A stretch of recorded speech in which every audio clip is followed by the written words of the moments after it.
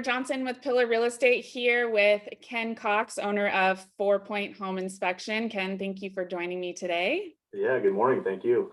Absolutely. So home inspection, probably the most important aspect of the home purchase process, or definitely top couple important aspects of the home purchase process. So I'm glad you're here with me today to address some common questions and just sort of the process in general.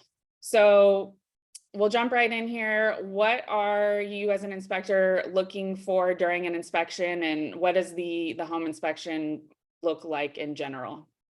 Yeah, absolutely. It's a great question. Get asked all the time, what are you there to do? I like to break it down into four categories, maybe 4-point home inspections. The first one we look for is major defects. That's the scary one. That's a structural problem, maybe needing a new roof. It doesn't mean it's the end of the deal or something that isn't fixable. It just usually means that those are the higher priced items or the things that could lead to being a higher priced item. So that's the first and foremost is a major defect. Okay. The second one is things that might lead to a major defect. Now, this could be minor things, let's say improperly installed or missing roof flashing. In terms of dollars, pretty low, something that's easily fixable, but going unattended or not fixed could lead to a roof leak, which depending on the length of time can depend on how the severity of damage. And now all of a sudden the dollars go up. So, right. Minor things that would lead to major defects. Okay. The other one, the third one would be things that would maybe hinder your ability to occupy or finance it.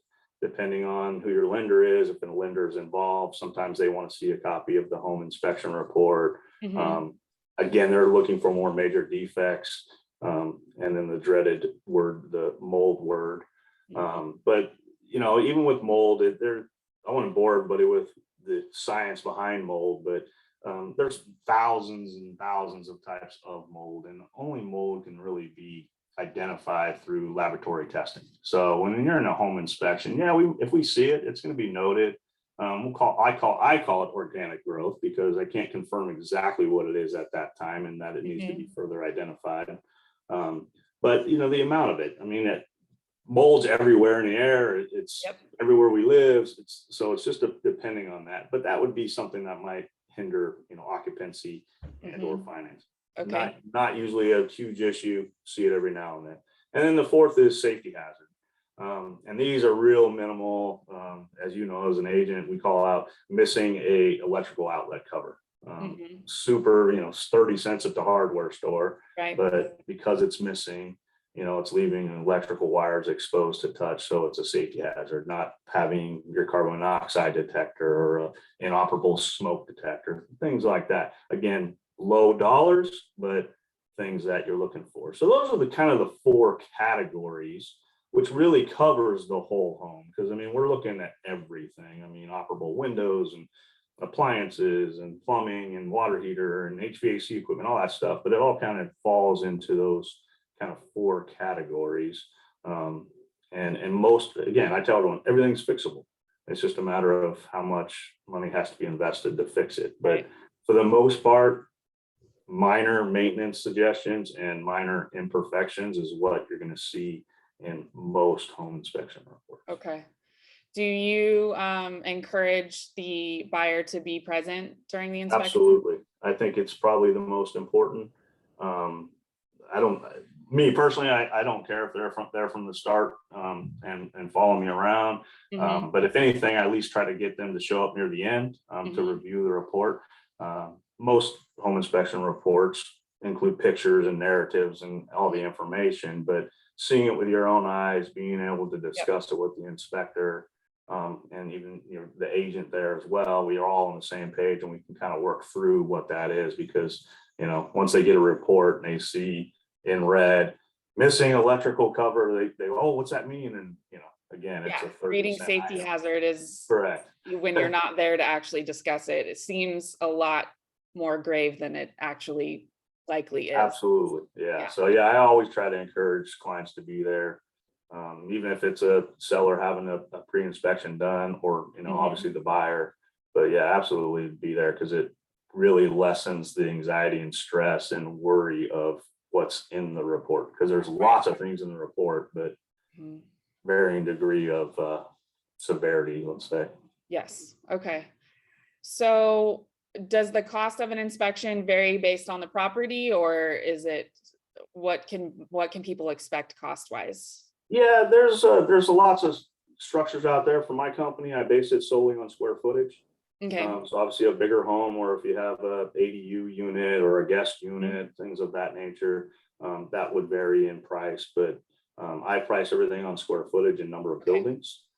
Some people do based on if there's a crawl space or the age of the home. Mm-hmm. So it's pretty wide ranging, but everybody's kind of in there in the general market. I know for me, about $500 is kind of the average inspection. Let's say that's a 3-bedroom, 2-bath house, you know, in Paso Robles. You're probably looking right around $500. Okay, probably the best $500 you're gonna spend. Totally worth it based on, yeah, what your investment is. Yes. Absolutely. Yes. So are there any types of structures or properties that you think would be safe to skip an inspection on, like new construction, or is it always recommended? Well, obviously being a home inspector, I would say it's always recommended. And Mhm. you can Google home inspection and look at that. I mean, yes, new construction, we would like everything to be perfect, but Mhm. new construction and no home is perfect. Mhm. So we always recommend it. Yeah. I've found many things, minor things, but things that were done incorrectly or weren't done in a new construction home. So don't go into it thinking that it will be perfect. There's Right. going to be issues, but yeah, absolutely. Every property should be inspected. Give yourself peace of mind. It's a minimal dollars in terms of It the is. grand scheme to just Right. have that assurance. Right. And really, I mean, even if it is minor, first of all, it could lead to something bigger later, but Sure. also that's the time to address it. If something isn't right, you can't go Mhm. back to the builder most likely, 2 or 3 years later and say, hey, can you fix this now? Because it might not be warrantable at that point. So yes, I fully agree. Even with new construction, um, got to get it checked out, and that way you have peace of mind going in that things are up to par. Yeah, absolutely. What are the most important things to remember during an inspection? Um, Also another good question. What I tell them, it's really you, the buyer or the seller. You're the most important part of that home inspection and your ability to relax. We all know it's super anxiety buying a house or, you know, selling a house, and everyone gets worried. And that's kind of our job, is to Sure. lessen that anxiety and stress. But I tell people all the time, you've already done the hard part when you get to the home inspection. Either you've decided to sell or you under contract to buy a house. Mhm. So relax. Again, most home inspection reports are full of maintenance recommendations and minor imperfections. So you've already done the hard stuff, and we're there for you. Me as a home inspector, I'm there working for them. I'm there for the client, working directly for them. My best interest is them. I look at the home inspection as, would I let my family members live here? That's what I'm going for, because a home, it's the biggest purchase most everybody makes. So to give them that peace of mind and make it right, that's the most important thing for a home inspection. But it is them, and relaxing and just going with the process, because everything's fixable, and we're going to find something probably most Oh, times. yeah. But various levels of degree again, mostly Yeah. again, minor Yeah. imperfections. I think, it's easy to get overwhelmed. It's a very stressful and, emotional process naturally. So I think, being present, a big way to help lessen the load of stress. And then two, if there are issues, to be as objective as possible. I think, based on my experience with buyers, leaving it to the professionals to diagnose and really give an objective outlook is, not trying to self-diagnose, not try to leave family and friends the picture as much as possible, because they have the best intentions, but it just, in my experience, again, tends to convolute things and make it more stressful than it actually needs to be. So be present and leave the diagnosis and the prognosis up to the pros.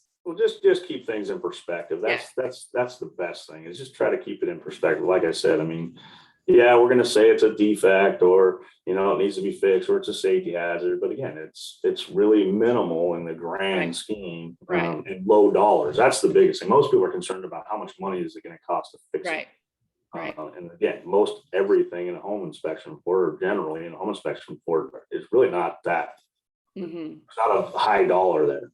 Yeah. You know, unless it is something that a new roof, or, you know, you got to replace a furnace or something like that, then you're talking maybe some dollars that you need to really investigate. But most of the time it's minimal. So keep it in perspective. Yes. And that it's not, you know, if it come to find out it does need a new roof, or there are some substantial dollar amounts, that it doesn't always fall solely on the buyer. That's not necessarily all on you to take care of. That's when we go back to the table and try and make some negotiations. So, which is why you have a real estate agent. Yes, exactly. We're all going to work as a team. Yeah, absolutely. So if I see your phone number down there next to your name, if somebody wants to get a hold of you with questions, or if they want to schedule an inspection, is that the best way to reach you? Yeah, that's my cell phone number. They can call me, answer it all the time. You can visit my website at 4pointhomeinspections.com. There's lots of good information in there. I've got some informational videos about home inspection. One thing I also do offer now with all my home inspections is what we call a buyback guarantee. If I were to miss anything on a home inspection, and 90 days after close, you decide that you need to get out, we'll buy your home back for your full asking price. It's a 100% guarantee. Wow. And it sounds a lot more like there's a lot of red tape. It's actually a pretty simple program. It's very beneficial to them. It kind of should take some of the anxiety of that process out. You know, but it's just another guarantee to show you that, hey, you're getting a top level inspection. It's going to be as thorough and as best as we can do it, according to the standards of practice that we follow. And should give you some more peace of mind. There's a ton of information on my website about that as well. It's no cost to the person, the client, at all. All I do is collect their name and their information. It's in the system, and if it came to that point, we will work back through that with their agent, or you, and it just takes that worry out of it. Yeah, absolutely. So that's great to know. Kind of a nice little thing to have for a client. Just, again, peace of mind. My whole idea of a home inspection is giving you peace of mind that you're making a quality investment, and it's something that you and your family or whoever can enjoy for many years to come. Awesome. Well, thank you, Ken. Yeah, absolutely. Thank you. That was fun. All right. We'll see you guys on the next one. All right. Thank you.